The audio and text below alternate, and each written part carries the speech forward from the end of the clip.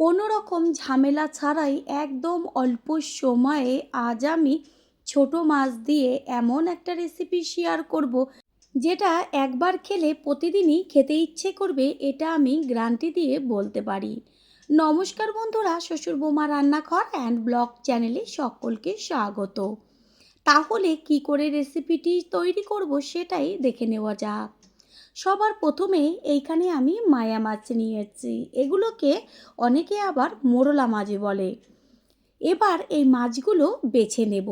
সকলেই মাছ বাছতে পারে, তবে যারা প্রথমবার এই ছোট মাছটা রান্না করবেন তাদের জন্যই কিভাবে বাছতে হয় সেটাই আমি শেয়ার করলাম। প্রথমে একটা মাছ ধরে আস্তে করে পেটটা চাপ দিলেই ভেতর থেকে যে নোংরাটা থাকে সেটা বেরিয়ে আসে, আর পেছনের লেজের দিকটায় একটুখানি নখ দিয়ে কাটলেই হয়ে যায়। একদম অল্প সময়ে অনেকগুলো মাছ আপনারা এইভাবে ছাড়িয়ে নিতে পারবেন।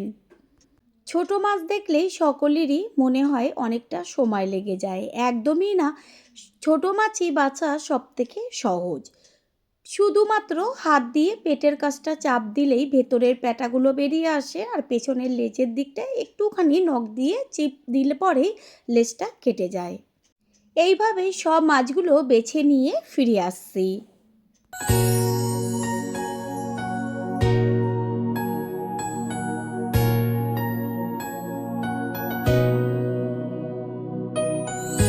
সমস্ত মাছগুলো বেছে নেওয়া হয়েছে। এবার একটা ঝুড়ি বা ঝাঁকির মধ্যে মাছগুলোকে রেখে এর মধ্যে লবণ দিয়ে হাত দিয়ে প্রথমে চটকে নিতে হবে।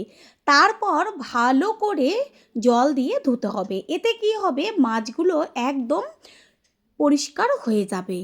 মাছগুলোকে ধুয়ে নিয়েছি, আর কত সুন্দর চকচকে হয়ে গেছে মাছগুলো, দেখেই বোঝা যাচ্ছে।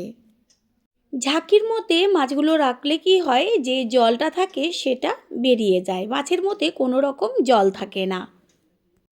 এই মাছের মধ্যে যদি পেঁয়াজ কলি দেওয়া হয় ভীষণ টেস্টি হয়, সেই কারণে বেশি না অল্প করে কয়েকটা পেঁয়াজ কলি নিয়ে সামনের যে অংশটা সেটাকে কেটে প্রথমে বাদ দিয়ে তারপর ছোট ছোট টুকরো করে কেটে নিচ্ছি। একটা আলু দেব, সেই কারণে ছুলনি দিয়ে প্রথমে আলুটাকে ছুলে নিয়ে তারপর পাতলা পাতলা করে কেটে প্রথমে গোল করে কাটতে হবে, তারপর লম্বা লম্বা করে কেটে নেব। আলু কেটে নিয়েছি, এবার একটা মিক্সিং জারের মধ্যে দিয়ে দিচ্ছি হলুদ সর্ষে। এইখানে আমি 2 চা চামচ হলুদ সর্ষে নিয়েছি। ঝালের জন্য নিচ্ছি কাঁচা লঙ্কা, আর বড় সাইজের অর্ধেকটা পেঁয়াজ বড় বড় টুকরো করে দিয়েছি, আর বেশ কয়েক কোয়া রসুন। মাছের পরিমাণ অনুযায়ী মশলাটা কম বেশি ব্যবহার করতে হবে। এর মধ্যে দিয়ে দিচ্ছি জল। এবার পেস্ট করে নেব। আমি এইখানে 200 গ্রাম মাছে এই মশলা ব্যবহার করেছি। মাছের মধ্যে থাকা সমস্ত জল বের হয়ে গেছে। এবার একটা বড় থালার মধ্যে আমি মাছটাকে ঢেলে নিলাম। দেব ঝিরিঝিরি করে কেটে নেওয়া পেঁয়াজ, আর দেব ওই যে আলুটা কেটে রেখেছিলাম আলু। মাছের পরিমাণ অনুযায়ী সবজিগুলো ব্যবহার করতে হবে। এখানে চাইলে আপনারা আরও অন্য রকম সবজিও ব্যবহার করতে পারেন, তবে অল্প পরিমাণ। একদম অর্ধেকের থেকেও কম দিয়েছি বেগুন, আর দিয়ে দিচ্ছি পেঁয়াজ কলি। ওই যে সর্ষে রসুন পেঁয়াজ কাঁচা লঙ্কা একসাথে পেস্ট করে রেখেছিলাম, সেই মশলাটা এবার এর মধ্যে দিয়ে দিচ্ছি। দেব ছোট ছোট করে কেটে নেওয়া টমেটো, আর বেশ কিছুটা পরিমাণ কুচিয়ে নেওয়া ধনেপাতা। স্বাদের জন্য দেব পরিমাণ অনুযায়ী লবণ। কালারের জন্য দেব ছোট চামচের 1 চা চামচ কাশ্মীরি লঙ্কার গুঁড়ো, আর পরিমাণ অনুযায়ী হলুদ গুঁড়ো। ঝালের জন্য তো কাঁচা লঙ্কা পেস্ট করে দিয়েছি। আর সব লাস্টে দিয়ে দেব কাঁচা সর্ষের তেল। তেলের পরিমাণটা বুঝে দেবেন। এইখানে যতটা পরিমাণ সবজি আর মাছ আমি নিয়েছি সেইভাবেই কাঁচা তেলটা আমি দিয়েছি। এখানে 4 চা চামচ কাঁচা সর্ষের তেল ব্যবহার করেছি। এবার হাত দিয়ে সব কিছু ভালো করে মেখে নিতে হবে একটু সময় নিয়ে। মাছ মেখে নেওয়া হয়ে গেল, আর কোনো কিছুই এর মধ্যে প্রয়োজন নেই। এইভাবে আমি 10 মিনিট রেস্টে রেখে দেব।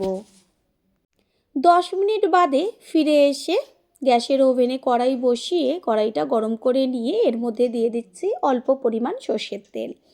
যেহেতু আমি মাছ মেখে নেওয়ার সময় সর্ষের তেল ব্যবহার করেছি, দিয়ে দিচ্ছি ছোটো চামচের 1 চা চামচ কালো জিরে। আর কোনো রকম ফোড়ন এইখানে প্রয়োজন নেই।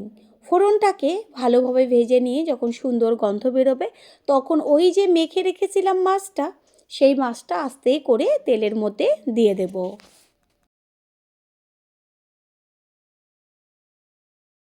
মাছ কড়াইতে দেওয়ার পরে আস্তে করে খুন্তি দিয়ে চারদিকে একটু ছড়িয়ে দিয়ে তারপর গ্যাসের ফ্লেম হাই করে দেব, কারণ এই সময় মাছের থেকে একটু জল ছাড়বে।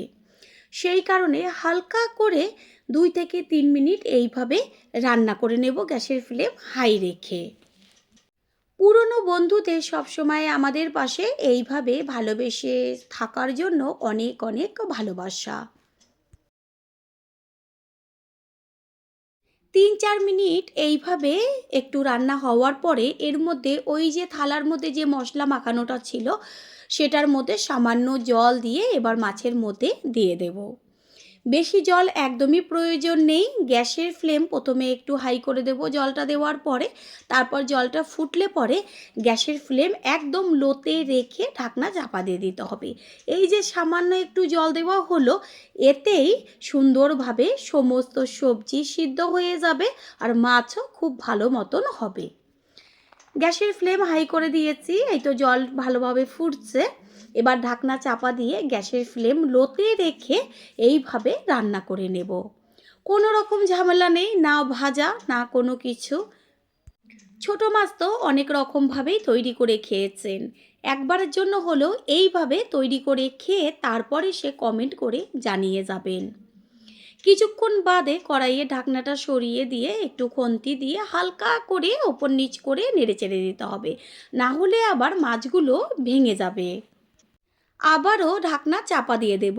আর এই রেসিপিটা হতে একদমই বেশি সময় লাগবে না, যেহেতু পাতলা পাতলা করে কেটে নেওয়া আছে আলু আর বেগুন তো 2-4 টুকরো একদম ছোট করা, সেই কারণে অল্প সময়ে খুব সুন্দরভাবে মাছটা হয়ে যাবে।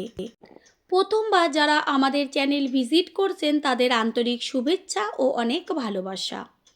আমাদের রেসিপিগুলো যদি ভালো লেগে থাকে সাবস্ক্রাইব করে দেওয়ার অনুরোধ রইল ও পাশে থাকা বেল আইকনে ক্লিক করলে পরবর্তী ভিডিওগুলো সবার আগে আপনাদের কাছে পৌঁছে যাবে। কড়াইয়ের ঢাকনাটা সরিয়ে দিয়েছি আর গ্যাসের ফ্লেম হাই করে দিয়ে তারপরে মাছটাকে সামান্য একটু নাড়িয়ে আর একটু ধনেপাতা উপরে ছড়িয়ে দিচ্ছি। মাছ একদম কমপ্লিট, জল দেখা যাচ্ছে যে একদম শুকিয়ে গেছে। আর সবশেষে দিয়ে দিচ্ছি কাঁচা সর্ষের তেল 1 চা চামচ। এবার গ্যাসটা অফ করে দিয়ে একটু ঢাকনাটা চাপা দিয়ে দেব। একটু বাদে ফিরে এসে সম্পূর্ণ লুকটা দেখিয়ে দিচ্ছি আর একটা পাত্রে ঢেলে দেব। তৈরি হয়ে গেল আজকে ছোট মাছের রেসিপি। আশা করি রেসিপিটি ভালো লাগলো। আর যদি ভালো লেগে থাকে একটা লাইক, কমেন্ট, পারলে একটা শেয়ার করে অবশ্যই জানাবেন। আপনাদের দেওয়া একটা লাইক ও লাইকের পাশে থাকা হাইপ আর একটা শেয়ার আমাদের কাছে অনেক অনেক গুরুত্বপূর্ণ। All friend, thanks for watching my video. আপনারা সকলে ভালো থাকবেন, সুস্থ থাকবেন। আবারও দেখা হবে অন্য কোনো রেসিপির এপিসোডে।